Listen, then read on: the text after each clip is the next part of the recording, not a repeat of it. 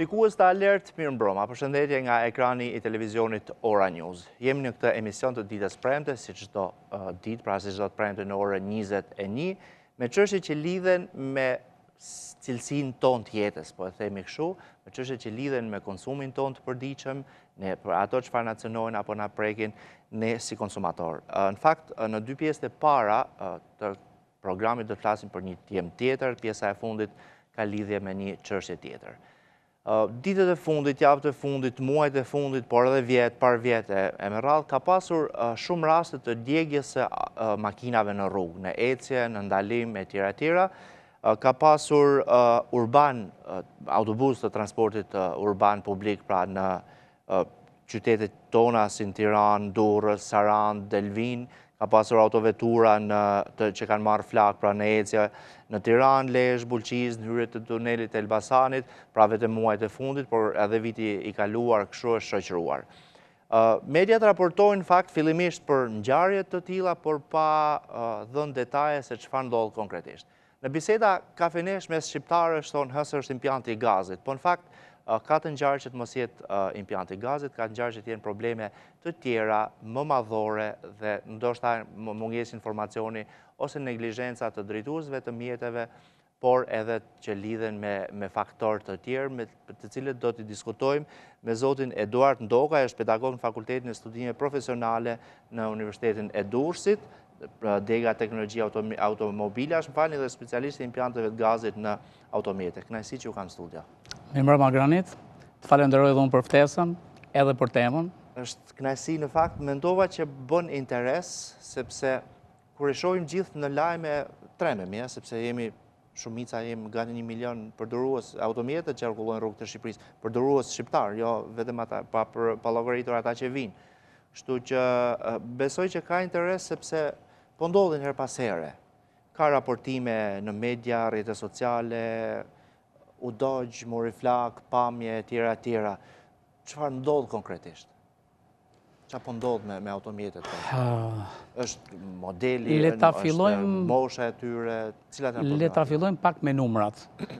Para pandemisë, le ta marrim si pikë referimi, viti 2019, në Shqipëri kishte 200-240.000 makina në qarkullim, sot kemi gati 1 milion, pak a shumë, 950.000, 1 milion makina të targuara, ku futen veturat, forestradat, edhe mjetet, autobus, kamion, të gjithë mjetet të targuara që Drejtoria e Përgjithshme e Transportit Rrugor i targon, i regjistron. Kështu që kemi, siç e the ti, kemi 1 milion përdorues. Atëherë nëse marrja flak e makinave e viteve të fundit, ose e muajve të fundit, e 6 muajve të fundit, na bie në sy më shumë, kjo është edhe aritmetike. Para 6 vjetësh ne kishim 250.000 makina, po e rrumbullakosim numrin, sot kemi 1 milion. Kështu që automatikisht kemi 4 herë më shumë makina se sa kishim para 6 vjetësh. Le ta shpjegojmë pak parkun e automjeteve në Shqipëri. Ka përmirësime për moshën e makinave. Ne nuk kemi më makinat e një moshe të vitit 2019. Mosha ka ardhur duke ulë, automatikisht risku i marrjes flak, i defektimit, kostot e riparimit janë përmirësuar në shërbim qytetarëve. Pse marrin makinat flak? Kjo është një ekuacion me shumë variabla, unë do t'i marrë me radhë, nëse koha na lejon. Atëherë do fillosha gjithmonë flak makina merr një nga burimet e flakës është korrenti, bateria, kablazhet elektrike. Do e fillosha sqarimin me ato që Shqipëria nuk prodhon automobila, kështu që ne automobilat i importojmë nga jashtë. Praktikisht qytetari gjerman, qytetari italian, qytetari evropian, amerikan, kinez e me radhë, përdor të njëjtat makina që përdorim ne. Nëse kthehemi pak mbrapa në retrospektiv, në vitet e para kur janë fut në mas makinat Shqipëri, filloi me vitet 1992 me radhë, ne kishim 3-4 makina, pa prish, pa bërë publicitet apo anti-publicitet për ndonjë markë tjetër. Unë mendoj që ne kishim pak Volkswagen, pak Audi dhe shumë Benz. Kurse në rrugët tona sot kemi të gjithë larmin, të gjithë markat prezente. Sigurisht me numra të ndryshëm, këto 3 marka dominojnë akoma, kanë akoma i farë dominimi, por i kemi të gjitha prezente. Nëse tek ne digjen shumë makina, atëherë do duhet digjen shumë makina edhe në Gjermani, në Evropë, në Kinë, me radhë. Por atje nuk ndodh kam përshtypje në raport me... Sigurisht mund ndodhje, pa tjetër, Nuk besoj që kemi statistika sakta, ndoshta nuk shkon në krahasimi raport. nuk do ishte shumë i goditur, por këtu pastaj do fusim variable me radhë. Fillojmë, mosha e makinave. Një makinë e re ka probabilitetin shumë vogël që të marrë flak. Pse do duhet marrë? Janë produktet certifikume, të kolaudume, vinë nga prodhues prestigjos, që para se ta nxjerrin një mjet në qarkullim, le të themi që kalojnë teste pafund. E para. E dyta, riparimin. Riparimi është autoriparimi, është një fush komplekse që ka lidhje me nivelin ekonomik të vendit. Dhe ne, Shqipëria është i vend në zhvillim, sigurisht që mundësitë ekonomike i ka të kufizuara kundrejt qytetarëve evropian. Për një qytetar evropian, rruga normale e autoriparimit të një makine është ja i të shkojë aty ku ka bler makinën,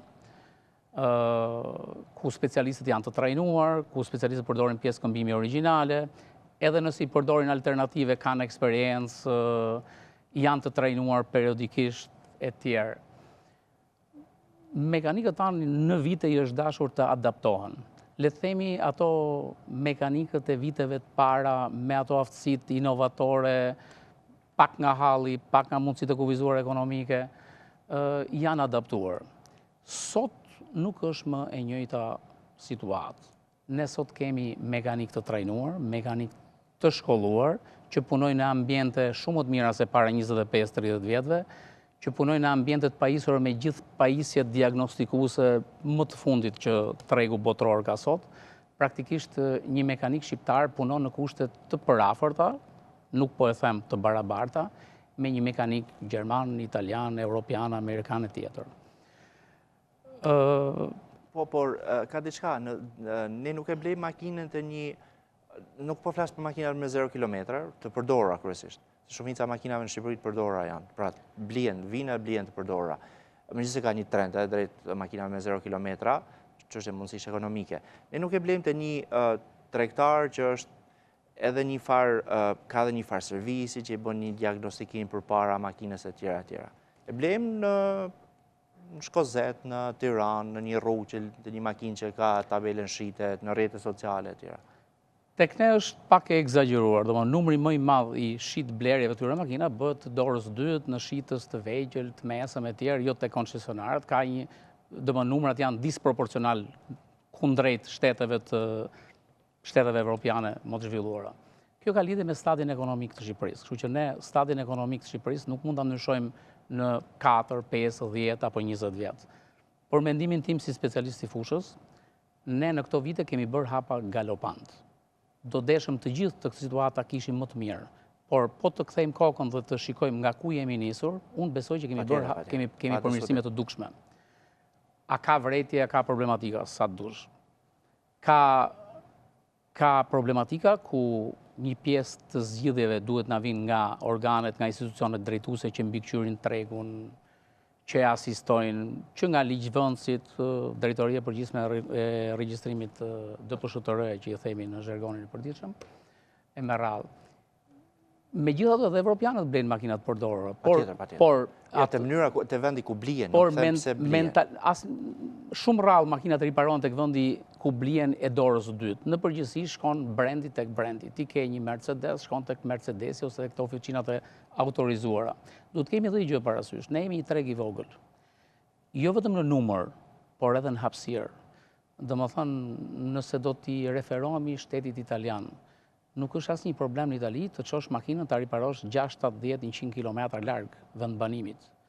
Është konceptualisht e pranueshme dhe nuk përbën lajm. Imagjino një qytetar nga Durrësi të shkojë në Shkodër të riparojë makinën. Kjo ndodh pak në Shqipëri. Në Evropë kjo është një gjë normale. Qartë, po vetëm se tani mos shkputemi shumë nga tema. E vërtetë është kjo, por kemi edhe një problem tjetër. Shkon te një mekanik në lagje, thotë më duket se nuk e ka këtë problem makina, më duket. E blen atë pjesën edhe nuk të rezulton që pas ka qenë ajo. Pastaj thua po shkojnë në Shkodër 100 kilometra larg, bilet Shkodrës nuk është tamam as i 100. Do shkosh atje dhe ai thotë o do lësh makinën, pastaj thotë po më duket se ka kjo tjetra, ta provojmë një herë. Është edhe pak problem specializimi servisesh, e? Ti përsupozon ai ka një ndërtesë të bukur për service, domethënë ka ura, në fushën e autoriparimit që nga viti 2016 e mbrapa, unë besoj që Drejtoria e Përgjithshme e Regjistrimit të Automjeteve ka bërë një punë relativisht të mirë. Mund të bënte edhe më shumë, por ka bërë një punë për t'u lavdëruar. Në Shqipëri sot kemi një numër të madh servicesh të licencuara. Kush e licencon? Ne me licencim nënkuptojmë regjistrimin në QKB, në Qendrën Kombëtare të Biznesit. Jo, ky është i regjistrim tatimor i subjektit. Regjistrimi si servisi autorizuar nga Ministria e Transporteve. Dhe për një servis që të licencohet, që të marrë këtë licencë, duhet ndjeki disa hallka, duke filluar që nga ambienti, që nga drejtuesi teknik i cili duhet jetë i shkolluar, i certifikuar, që duhet të kalojë në provime. Le të marrim në konsiderat gjysmën e gotës plot, do duhet jemi edhe pak optimist. Gjithmonë duke ju referuar faktit që po të kthejmë kokën mbrapa, ishim shumë keq para 25 vitesh. Dhe sot kemi situatë shumë më të përmirësuar. Ama makinat po digjen, do dalim tek pse po digjen? Çfarë po ndodh konkretisht? Patjetër. Kemi sot në Shqipëri makina me benzin, gaz, naft, benzin, gaz të lëngshëm, pra, dhe makinat elektrike që tashmë kanë hyrë. Edhe hibridet. Okej, makinat elektrike dhe hibride nuk marrin flak, është rast shumë i rrallë. Në përgjithësi, nëse në një makinë elektrike ka marrë flak, është defekt nga prodhimi, sepse ka një jetëgjatësi të vogël në Shqipëri. Këto numra ne i kemi vetëm në 3 vitet e fundit. Shqipëria në vitin 2023 kishte vetëm 3.000 makina elektrike në qarkullim, dhe po aq çik më shumë me hibride. Në fund vitit 2024 kishim 10.000 e diçka makina, dhe vetëm 3 muajin e parë vitit 2025 kemi 1.900 të regjistruara, që po ta shumëzojmë me 4, del një gati 2 fishim i gjithë shifrës që kishim përpara. Kështu që shifrat janë në një rritje të dukshme, por nuk kemi numra në vlerë absolute, nuk kemi numra shumë. Këto makina janë relativisht të reja, nuk kanë patur probleme në dijenin time, nuk kanë patur probleme, dhe nëse në një rast sporadik ka ndodhur, kjo është për defektet prodhimit, ku me që janë makina që shiten me 2-3 vjetë garanci, le themi produsi merë përsi për gjithë përgjegjësitë, riparimin e me radhë.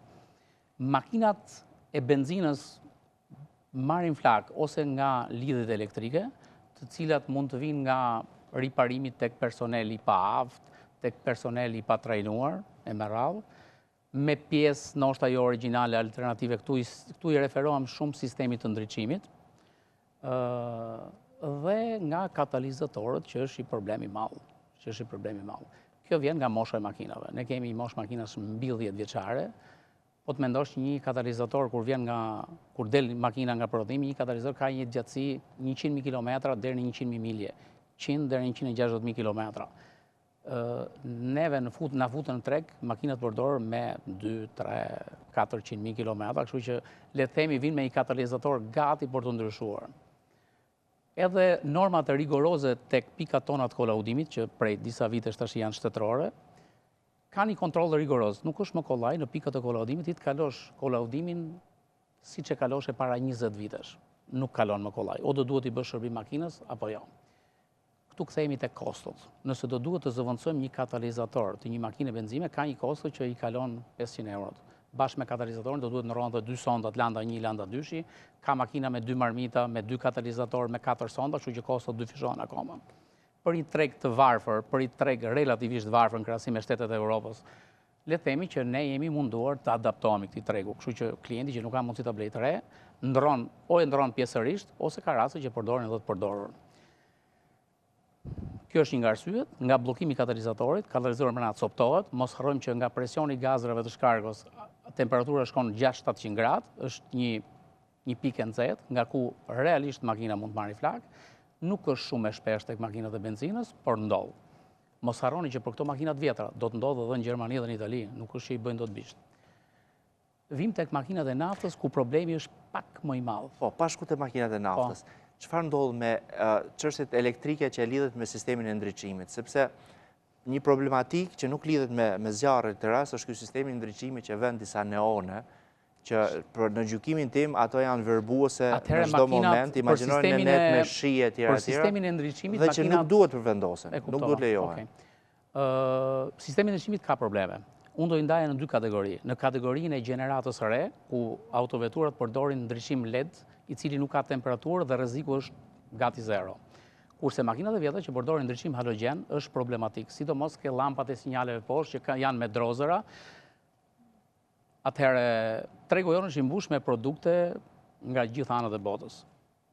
Si duke tregtarët shqiptar me intuitën apo dëshirën për të fituar sa më shumë, i kanë dhënë këtij tregu produktet mira, produkte mesatare dhe produkte dobta. Makina kur del me një sistem ndriçimi, del e certifikuar edhe për një llampë sinjali, që neve na duket e panevojshme dhe edhe ajo ka ca parametra teknik, nga ana elektrike po flas, të certifikuar. Dhe jo të gjitha ato llampa që ne gjejmë në treg kanë një certifikim paralel të ngjashëm me origjinalin. Ajo mund të shkaktojë edhe zjarr? Patjetër. Mos harro që gjithë këto llampa janë të vendosura mbi, tash kemi gjithmonë më pak metal në makina dhe gjithmonë më shumë kemi vetro, rezina, plastik, e merra fibra karboni, e merra rrallë. Kështu që nga pikpamja e marrjes flak janë më të thjeshta për të marrë flak, më të shpejta, më të vështira për t'u fik.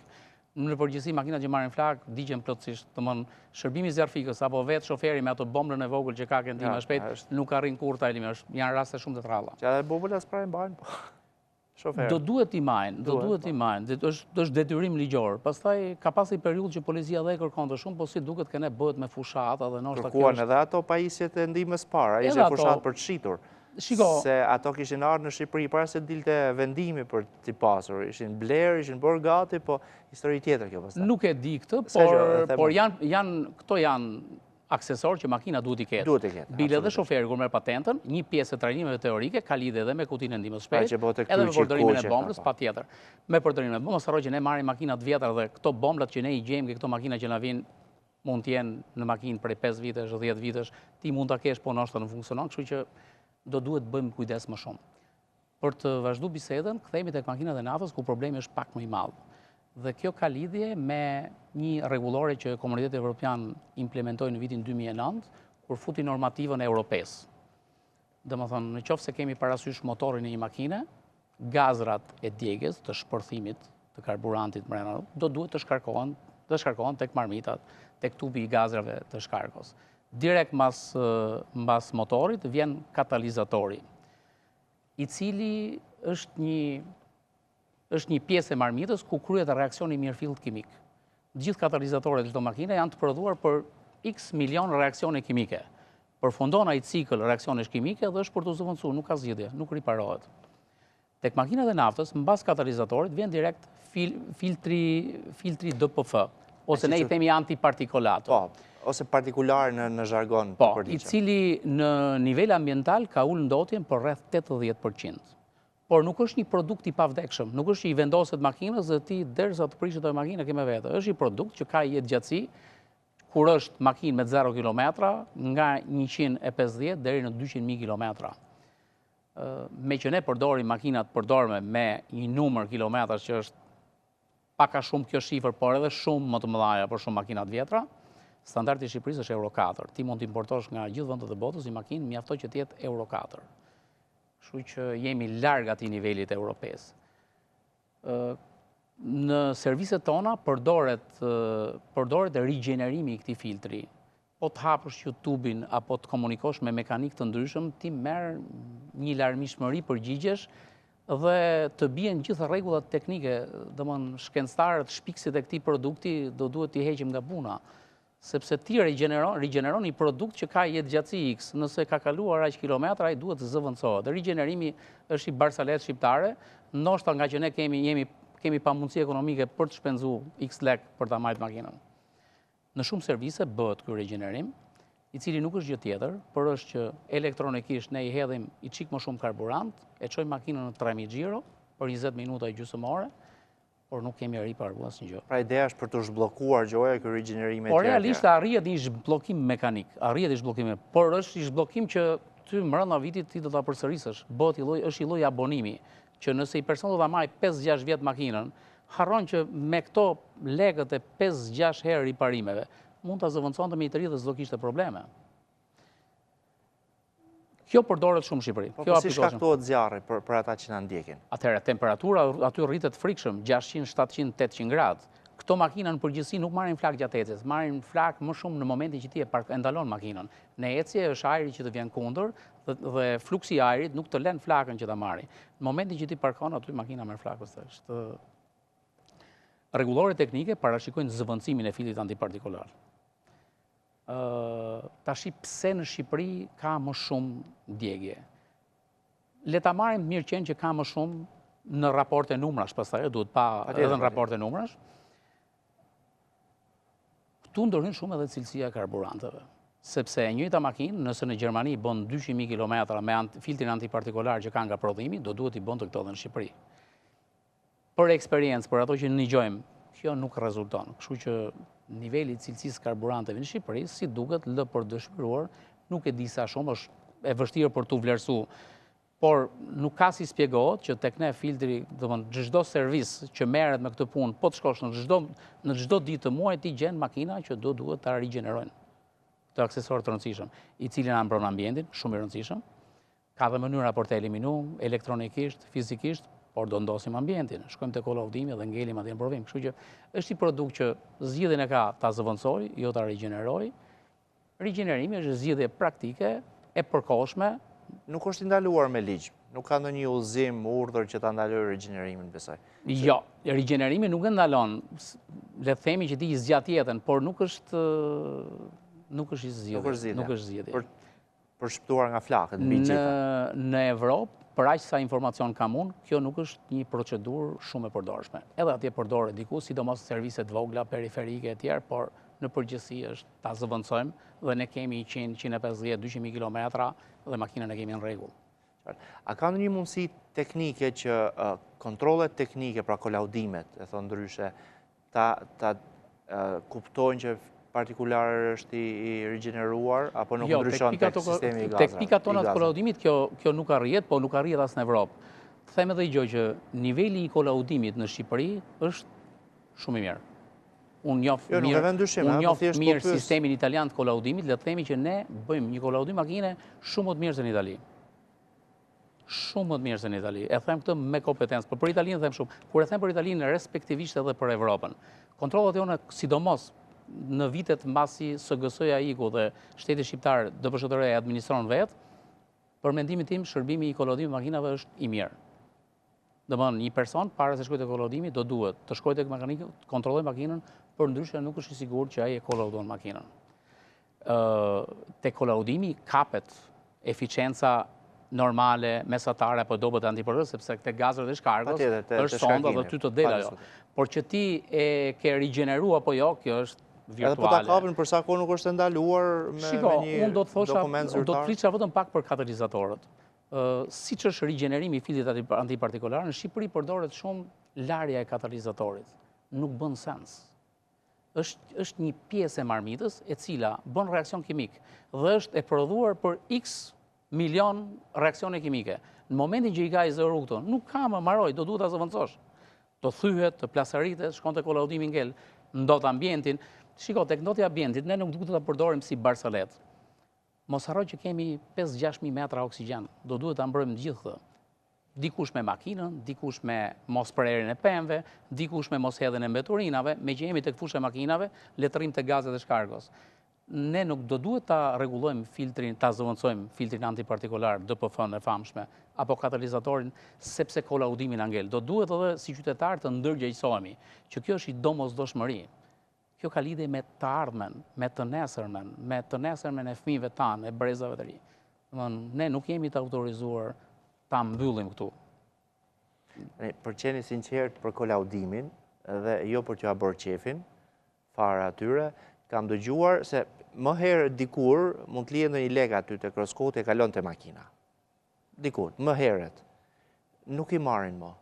Nuk të toleron kush dhe këte e kam nga njerëz që shkojnë kolaudim, e lon diku 20.000 lekëshin tek të vjetra. Le të themi që në këtë pikë ne të dy jemi të barabartë. Unë jam pedagog në universitet, nuk punoj te kolaudime dhe nuk kam ardhur të bëj. As nuk dua absolutisht që të bëj reklam. E bardha është e bardhë, zeza e zezë. Në këtë shtet unë kam shumë vrejtje për një pjesë të mirë të sistemit, por kjo është i hallk që funksionon shumë mirë. Prandaj po e them. Sepse nuk ka mo edhe nga këto çështjet e bakshisheve, le nxjerrë gazra makina, se ta kalon ai etj. Nuk e di. Jo, nuk ndodh, po them, këtë po them. Ata nuk e marrin mo. Unë di njerëz që e kanë lënë dhe nuk e kanë marrë. Po si duket ndërgjegjësimi kemi arrit në një pikë. Ndoshta vjen një moment që edhe ata duan disa standarde dhe e them pa ngarkesa, është e vërtetë. Pastaj, për të vazhduar bisedën edhe në lidhje me pyetjen tuaj, do të ndalesha pak tek makinat me gaz. Aty e kemi me rakun se shumë makina në Shqipëri lëvizin me gaz. Unë jam një specialist i vjetër me shumë vite në kurriz në këtë aktivitet, edhe duke referuar punëve të mia të mëparshme, përpara se unë të isha pedagog në universitet. Para shumë vitesh ne gjendeshim para pyetjeve vulgare. A shpërthen makina? A merr flak makina? Para se të pyet se si shkon, a i shkon mirë? Jo. Kemi hedhë poshtë sa tabu, jemi në nivel instalimi të barabartë me gjithë Evropën, unë te kjo fush jam më kompetent se kudo tjetër. S'ka problem, pjesa e mikrofonit, por besoj sa në publicitet regjia. Edhe në këtë pjesë jemi shumë mirë, nuk ka probleme me impiantet e gazit, makinat nuk marrin flak, edhe kur marrin flak, kur është një makinë benzin-gaz, në përgjithësi, nga të gjitha, për statistika, nga të gjitha inspektimet, nga të gjitha raportet, nga gjithë statistikat që ka të përshëndërëja, apo dhe në rrugë tjera mes kolegëve tonë, më rezulton që janë super sigurta dhe nuk ka probleme. Kështu që numri më i madh i makinave që marrin flak, le të themi është tek dizeli dhe është në fund fare makina dizel nuk është problem për këtë. Problem janë riparimet, janë zgjedhë rrugë të shkurtra, ekonomike, jo të ndershme, le të themi është i shërbim jo fort. I sinqert. Do shkojmë në publicitet e kthehemi pas pak në studio.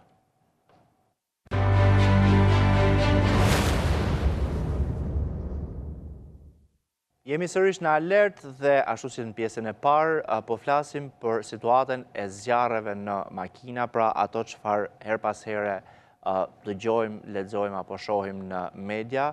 E ritheksoj, ka pasur disa raste në Tiranë autoveturash, në qytete ndryshme, ka pas edhe autobus urban, në fakt, një fatmirësisht pa të dëmtuar, një autobus i linjave urbane të Tiranës dhe një tjetër sfundmi i linjes Durrës-Plepa në mos gaboj, po ashtu ka pasur gjatë edhe fillim vitit edhe vitit kaluar, pra dhe pikërisht për këtë arsye po diskutojmë sot se cilat janë shkaqet e zjarrit në makina.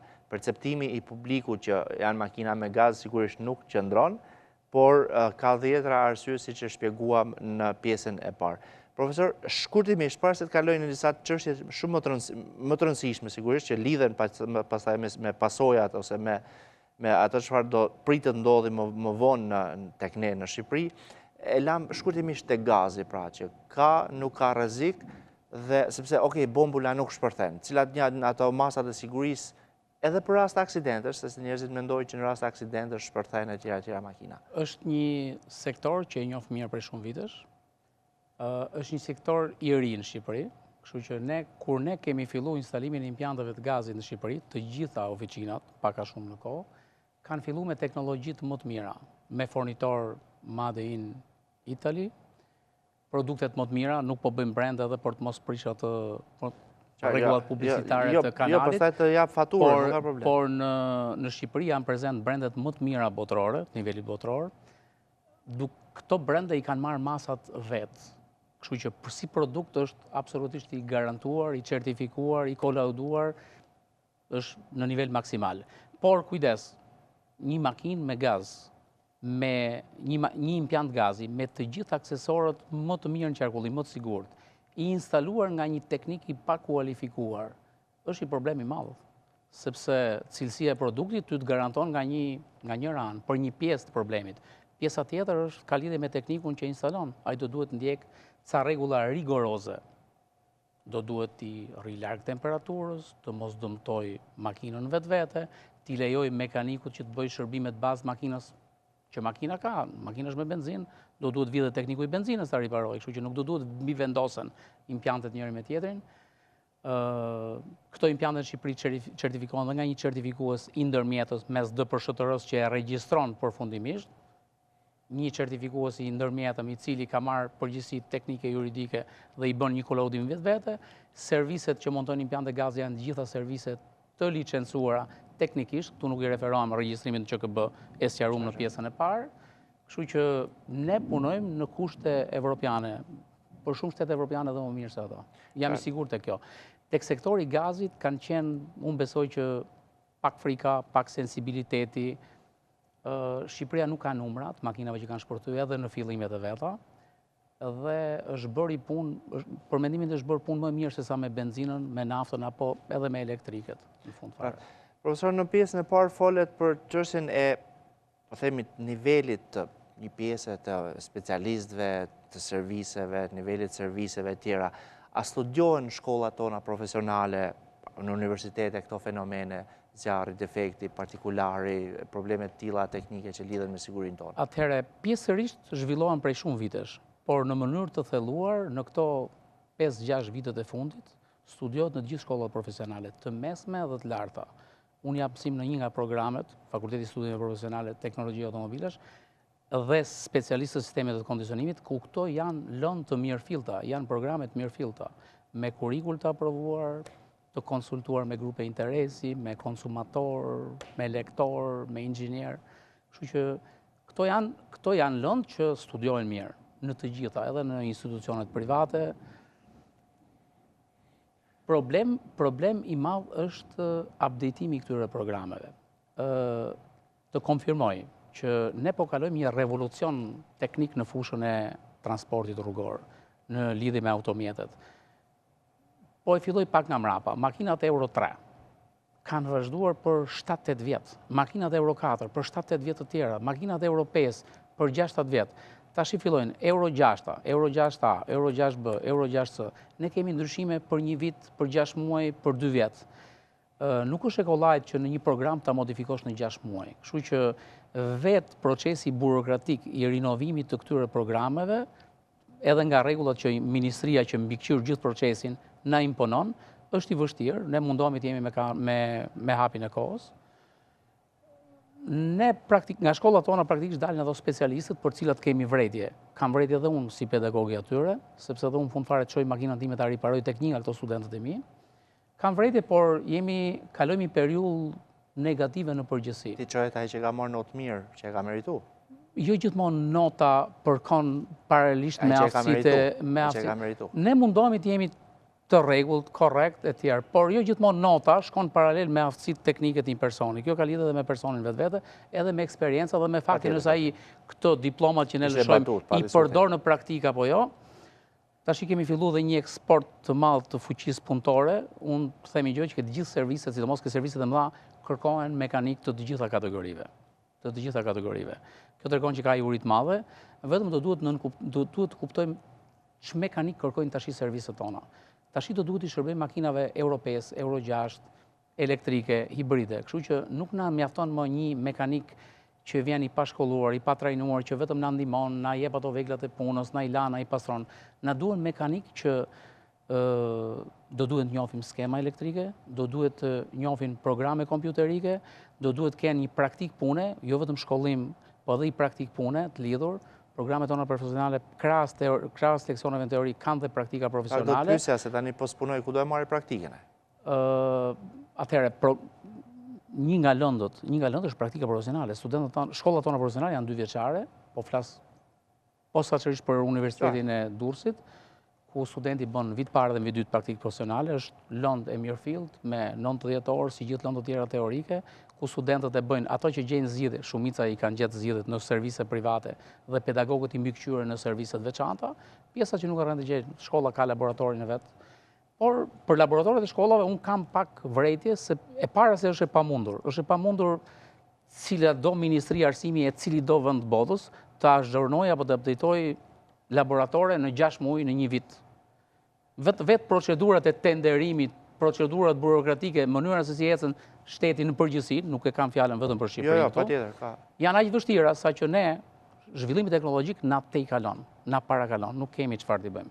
Kështu që zgjidhje duke bërë praktika në servise private, për mendimin tim janë më të mirat, për mendimin tim japin rezultate. Le të themi që studentët tonë nuk kanë probleme punësimi të asnjë lloj natyre, fare. Me këtë uri është e garantuar. Vetëm ata që nuk duan ta ushtrojnë profesionin, kjo është e garantuar. unë habite me ca politika, me gjitha ato emisione televizive, ju i kushtoni i kohët madhe televizive, punësimit. Një automekanik në Shqipëri që do të punoj, nuk ka probleme punësimit, zero absolute. Si janë kushtet e punës? Po dalin pak nga tema. A ka përmirësim në kuptimin... Jo, nuk dalin fare nga tema. Kjo është i pjesë e rëndësishme e temës, sepse ka nikur jashtë për arsye se punëtorët në përgjithësi në Shqipëri, jo vetëm të mekanikët apo stafet e serviseve, nuk janë edhe kamarierë, edhe banakierë, edhe një punojës tjetër, një ndërmarrje private, nuk është trajtuar mirë. Edhe financiarisht, por edhe her pas herë edhe të nënçmuar. Atëherë, unë do të thosha që... Ka gjetur alternativat më të mira. Sot që janë ngusht, pra ju si përmarrësit keni... Rroga një punojësi në përgjithësi, apo e një mekaniku në veçanti, nuk është një numër që pronarët e serviseve nxjerrin nga xhepi dhe e lëvën tavolinë. Është një proces. Për të marrë X rrogë do duhet të prodhosh. Mos harroj që rrogat e mekanikëve në përgjithësi janë mbi tregun mesatar të punës. Mbi tregun. Ndoshta ka probleme me diferencimin mes asaj që deklarohet dhe asaj që jepet realisht. Po, është tjetër gjë, kjo dy bordorove. Këtë do duhet futen organet tatimore të shtetit që merren me ato, institutet e statistikave, por një mekanik sot në Shqipëri paguhet mbi mesataren e rrogave të shumë profesioneve të tjera. Edhe fakti që ka kërkesë të madhe është bërë, le të themi që shumë mekanikë vendosin, gati e vendosin rrogën vetë, aq kërkesë të madhe ka. Janë trajtuar me dignitet, të shikon servise që vishen me uniforma, që kanë dhoma zhveshje, që kanë ambiente sanitare, nuk jemi në kushtet e përpara. Unë të siguroj që kemi servise në Shqipëri, shumë servise në Shqipëri, që janë edhe në kushte fizike shumë më të mira se në Evropën. Ka një diçka, unë e kam edhe për nga eksperienca, kam jetuar dhe punuar për 9 vite në Itali. Në vitet e para, i referohen vitit 1994, edhe në Itali kishte servise të vogla. Kishte persona mekanik, që shfrytëzonin garazhin e makinës vetë, nxirrin makinën mes, fusin makinën e klientit. Apo serviset vogla me 2 ura, me një grop, jo të pastra, me gjithë shërbimet. Në kohë, në harkun e 7-8 viteve, këto servise nuk i shikoshim, ne shikoshim gjithmonë e më shumë servise më të mëdha, ku brenda një servisi ofroheshin disa procese pune. Kjo, le të themi, po ndodh në Shqipëri. Ndoshta me një hap më të avazht, por po ndodh. Ne shikojmë gjithmonë më shumë servise që ofrojnë disa shërbime për makinën, boj, llamarin, gjenerike, elektrike, motorike, elektronike, edhe dokumentacioni. Kështu që unë them që mekaniku është një figurë që sot prezantohet me dignitet, si profesion, si figurë. A ka kërkesa ose të interesuar për të ndjekur këto degë? Se, dakord, ka treg pune pa tjetër... Kërkesa është e madhe, po flasë për Universitetin e Durrësit se ja di shifrat. Pa tjetër. Universiteti i Durrësit në degën teknologjia automobilesh ka kuota në mos gaboj 55 ose 60 veta, kërkesat mund të jenë 400 në vit. Kështu që kërkesa është e madhe, pastaj sistemi i përzgjedh në bazë mesatare, kërkesa shumë e madhe. Edhe për efekt të një ligji, një pjesë të ligjit të autoriparimit që serviset të duhet të drejtohen nga teknik të shkolluar, të cilët do duhen të futen në një provim shteti të mirëfillt, të marrin një diplom certifikat si drejtues teknik i certifikuar, nëpërmjet të cilës pastaj servisi mund të aplikojë dhe të bëhet një servis i autorizuar nga Ministria e Transportit për të ushtruar këtë veprimtari, kështu që është një proces. E gjitha kjo është një proces dhe gjithë ky proces fillon nga shkolla. Shkollat e mesme profesionale, shkollat e larta profesionale. Qartë. Këto servise që përmendni, këto certifikuara nga Ministria, a kanë vërtet standarde, pra nëse ti çon një makinë aty të çfarëdo lloj natyre, ata dinë, ta diagnostikojnë çfarë ka, ti bëjnë shërbimet e mundshme? Po të marrim piramidën e serviseve në Shqipëri, këto janë serviset relativisht më të mira, që kanë specialistët më të trajnuar, kanë specialistët më të shkolluar, që kanë ambiente të përgatitura me atreçaturat e nevojshme. Unë shoh vitet e fundit investime të mëdha në këtë fushë, se edhe kërkesa është rritë. Mos harroj që në 5-6 vjet ne kemi 4 fishuar volumin e punimeve. Do desha të shtoj pak ke cilësia e këtij mekanikut që ne kërkojmë. Ka ndodhur një ndryshim i madh i raportit të punëve mekanike generike dhe elektrike elektronike. Para 10 vitesh kishim pak punë për elektroautin, i cili bënte shërbime elektrike elektronike, dhe kishim shumë punë për generikun motoristin. Tash kemi ardhur në një fazë që ky raport ka kaluar është përmbysë dhe shkohet me hapa të shpejta drejt ndryshimit akoma më të skajshëm të këtij raporti. Po, domethënë, unë konsultohem me koncesionarë, të cilët me që janë dhe strukturat e autoriparimit më të organizuara, po të shikosh nevojat atyre për personel, domethënë, në qoftë se një servis i madh kërkon 10 mekanik, kërkon një generik që kërkon ta ketë edhe motorist, pastaj kërkon 6-7 elektroauto që merren me shërbimet elektrike elektronike, kështu që edhe shkolla do duhet ta ndjekë këtë trend. Për të shërbyer këtë tregu ka nevojë të nxjerrë një produkt, një student të kualifikuar, të certifikuar, por me aftësi elektrike, elektronike të spikatura, se do duhet i shërbejmë makinës elektrike. Ku nuk kemi më fare një motor, ku kemi shumë pak shërbime generike, ku do duhet përveç parimeve të inxhinierisë, do duhet të ndjekim pak edhe informatikën, elektronikën. Domethënë nuk të kërkohet më një generik që përveç mangët është gati të kapi çelësat, tek një makinë elektrike përdorimi i veglave tradicionale në servis, le të themi është përmbys komplet. Kemi përveç gjithçka e tjetër, servise, studentet e tjera, kemi edhe drejtues mjetësh, të cilat edhe mund të jenë ata her pas here ai shkaktari, po themi, i zjarrit apo i problemeve teknike në makinë. Shkaktari në kuptimin e neglizhencave në shërbime, e asaj çfarë ju përmendet që nuk e ndron partikularin atë filtrin si quhej PDF. Katalizatorin, por modifikon, ndërhyn, neglizhon shërbime që janë pasojë pastaj edhe e aksidenteve, jo thjesht e zjarreve. Disa këshilla do t'i doja. E para fare, serviset e licencuara nga Ministria e Transporteve janë serviset që kanë personelin më të trajnuar, më të certifikuar nga ana teknike. Janë struktura që nga ana juridike janë të detyruara dhe janë të kontrolluara për të mbajtur përgjegjësi. Domethënë është shumë e vështirë që një servis i certifikuar nga Ministria të bëjë gabime trashanike që mund të derivojnë në këto peripeci. Jo se nuk ndodh, marrin flak makinat dhe në Itali dhe në Gjermani, por një servis i licencuar e ka riskun shumë të madh. E para sepse fajtori do gjendesh kollaj, përgjegjësi do gjendesh kollaj, do penalizohesh nga shteti, nga gjithë organet ligjzbatuese, edhe kundrejt klientit, rrezikon imazhin, gjithë investimin që ka bën vite. Serviset e vogla kanë më pak përgjegjësi, nuk them që nuk kanë fare, sepse edhe ata ndoshta janë të detyruar të jenë të vegjël, i përgjigjen i tregu lokal të vogël që ka pak konsumator, nëse një servis punon në një fshat periferik ku ka 50 makina, sigurisht nuk mund të bëjë investime të mëdha. Kjo është zgjedhje, nuk është zgjedhje, është mundësi. Por unë do i këshillosha konsumatorëve që shërbimet më të mira merren tek serviset e licencuara. Për të gjithë llojet e makinave, nafte, benzine, gazi, elektrike. Te elektriket kemi deficiencë në sistem, ne akoma sot nuk kemi servis të refilled makinash elektrike. E ofrojnë disa servise, por jo vetëm për makinat elektrike. Po disa prej koncesionarëve që kanë parë që ofrojnë edhe shërbime. Të gjithë koncesionarët që shesin makina elektrike bëjnë shërbime, makina elektrike ka pak shërbime. Krahasuar me makinën tradicionale, ka shumë pak shërbime. Koncesionarët janë detyruara. Makina është garanci, çdo problem klienti do vi ke servisi. Por serviset mirë fillta, përveç koncesionarëve që kanë servis vetëm për makinat elektrike, në Shqipëri nuk ka. Ndoshta është edhe pak shpejt. Jo, nuk është shpejt. Trenderi. Jo, nuk është shpejt. Në fund vitit tregu shqiptar në territorin shqiptar do qarkullojnë rreth 2000 makina elektrike, pak a shumë edhe kaq hibride, 40000 makina.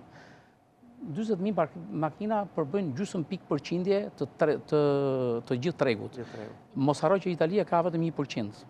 Kështu që ne të shkojmë tek 50% që i shërbimeve apo statistikave të Italisë, po e marr si pikë referimi me që e njoh mirë atë treg, do të thotë që jemi mirë. Mos harro që kemi filluar shumë vonë. Italia procesin e makinave elektrike ka filluar para 20 vjetësh. Ne kemi filluar para 10-12 vitesh, po vetëm 3 vitet e fundit kanë qenë intensive. Profesor, Dua ta lidh pak jo vetëm me përgjegjësitë individuale të një servisi apo të një drejtuesi mjeti. Dy raste janë javët apo muajt e fundit të autobusëve urban, transportit publik, që kanë marrë flak dhe të dy janë me karburant dizel në këtë rast. Një Tirana, një Durrësi. Tani përveç shoferit, atij servisit, edhe pronarët e flotave dua ta lidh me këta tani. A duhet jenë disi më të kujdesshëm se ai shoferi autobusit urojt mos e ketë pija të tekën e rakisë në mëngjes, po gjithsesi nuk ka fuqi ti thot pronarit, bëj shërbim, bëj këtë, edhe çfarë ndodh, edhe ai mund të jetë nga partikulari, sepse risku është shumë i lartë në autobus transportit publik. Arsyet e marrjes flak mund të jenë të shumta, mund të jenë ndryshme, unë nuk i njoh rastet specifikisht, por mund të jenë nga më të ndryshme. Në dy raste që kanë marrë flak në motor. Nëse flak në motor është pak e vështirë, o nga lidhet elektrike ose nga katalizatori, sepse flaka nuk ka nga dëvi nga vend tjetër. Gjithsesi, nëse kjo i lihet dëshirës së pronarëve të flotave, ky problem nuk do zgjidhet kurrë. Ne kemi struktura shtetërore që mbikëqyrin këtë treg për fshirjet e autobusëve, që me thënë të drejtën përveç autobusëve të agjencive turistike, ato që ne shikojmë në rrugët e gjithë territorit të Shqipërisë, në periferi çik më keq, në qendër çik më mirë, janë mjetet amortizuara. Unë të japi shembull, shikojmë në Tiranë, rrugët janë ngushtuar gjithanej, në për rotonda qarkullojmë ca autobusat vjetër me firzamonik, me 2 firzamonika në mes. Ne s'kemi as rrugë për ato. Jo, ja u qaj hallin atyre shoferëve të autobusëve që është edhe i problemi i madh në këtë trafik të madh të manovrosh i mjet të tillë. Kështu që në qoftë se ky problem i lihet në dorë pronarëve të flotave, ky nuk do zgjidhet kurrë. Dhe ne do kemi her pas here këto aksidente, shqyr pa pasoja. Për këtë do duhet të ndërhyjnë bashkitë, qeveria, me rregullore, duke vënë dhe norma, siç i vën gjithë bota. Kush do blende makina elektrike në Evropë nëse bashkitë nuk imponojnë rregulla? Që të marrësh të licencë, do duhet të kesh këtë makinë, me këtë standard ndotje të ambientit. Dhe do duhet të ngelen pak të ndotje ambientit, do duhet të i shërben sensibilizimit të gjithë popullatës, të përdorusit në radhë parë, të riparusit në radhë dytë, po dhe të ati që nuk ka një makinë, po që thith të njëjtin ajër që thith dhe përdorusi makinës. Do duhet ndërgjegjësohemi se në këtë pikë ne flasim për ekonomi, dhe ka logjik sepse jemi i vend zhvillim, por do duhet flasim edhe për ekologji, dhe që vitet e fundit na mungon. Ose e kemi gjithmonë më pak, do duhet të ndërgjegjësohemi. Dhe kush më mirë se ju, televizionet mund ta bëj këtë. Fatkeqësisht, kur flasim për mjedis, flasim vetëm për i hedhje tapës shisës që tani kanë bërë kështu të ngjitura, apo plastiken, pa i llogaritur shumë këto që po përmendni ju. Që të mos presim të na shtohen viktima nga këto, atëherë do duhet të sensibilizohemi gjithmonë më shumë. Edhe problemi i marrjes flak të makinave, që ka lidhje me katalizatorët dhe me DPF-n, është një problem që ka lidhje edhe me ndotjen e ambientit. Domethënë, ne duke i shërbyer mirë makinës, i kemi shërbyer më mirë ambientit. Mos harro që një makinë me sistem të gazave të shkarkos të kontrolluar nëpërmjet katalizatorit, DPF-s e tjerë, sondave, katalizatorëve në përgjithësi, mbron ambientin, ul konsumin. Duke ul konsumin ka mbrojt ambientin. Shumë e rëndësishme. Edhe në botë, gjithë shpiket e reja në sektorin automobilistik derivojnë tek mbrojtja e ambientit. Ne flasim për fatura, për kosto, për rritje kostosh, për pamundësi financiare. Duhet fillojmë të flasim edhe për ambientin. Unë me që e kaloj gjithë ditën time me student edhe në ambient akademik, i cili mbjell ato që do korri mas 10 vitesh, mas 5 vitesh e me radhë, e kam edhe detyrë qytetare ta them që është shumë e rëndësishme që ne t'i japim vëmendjen e dur. Po patjetër, vetëm se dua ta prekim në fund kësaj pjese edhe çështjen e kolaudimit të automjeteve, kontrollit teknik. Pra, folëm çështje standardeve tjera, por kontrolli teknik në çdo 2 vjet. A mund të ndikoj, me qenë se ne kemi akoma makinat vjetra në treg, jo vetëm për zjarret, po në tërësi edhe për çështje aksidentesh. Duke qenë se ne mund të kemi edhe makinat 97-98 në lëvizje sot, pse janë në numër më të vogël. Kemi gjithmonë më pak. Pra, ai 2 vjeçari a ndikon, domethënë, në cilësinë e mjeteve tona? Para 10 vitesh e kemi pas moshën e makinë me 20 vjet. Tash e kemi çik më shumë se 10 vjet, kështu që aritmetikisht qëndron nga ajo, mos harro që është edhe i kosto, domethënë Drejtoria e Përgjithshme e Transportit Rrugor, e cila administron, regjistron, kolaudon e bën gjithë këto shërbime makinës, besoj në këtë ka patur parasysh edhe konsumatorin. do duhet janë kosto për të kolauduar i makinë. Unë besoj që ndronë, makinat tona, do më tregu joni makinave, do të uli moshën e makinave në mënyrë detyrueshme. Unë besoj që shumë shpejt do të vi ndalimi Euro 4-s dhe importimi vetëm i makinave Euro 5, por le të themi qytetarët kanë fillu ta bëjnë këtë pa e bërë akoma shteti. Domethënë, po të shkosh tek dogana, ti nuk shikon më makinë. Makina Euro 4 është makinë e vitit 2003 deri në 2012. Po të shikosh, këto makina nuk po i blejnë më shqiptarët. Makinat që importohen janë gjitha 2014-15 janë Euro 5 e sipër. Domethënë, pa ardhur e detyrueshme nga organet shtetërore ky penalitet, qytetarët shqiptarë janë ndërgjegjësuar, ndoshta edhe niveli ekonomik ka arritur i tillë që të jenë shifrat përballueshme.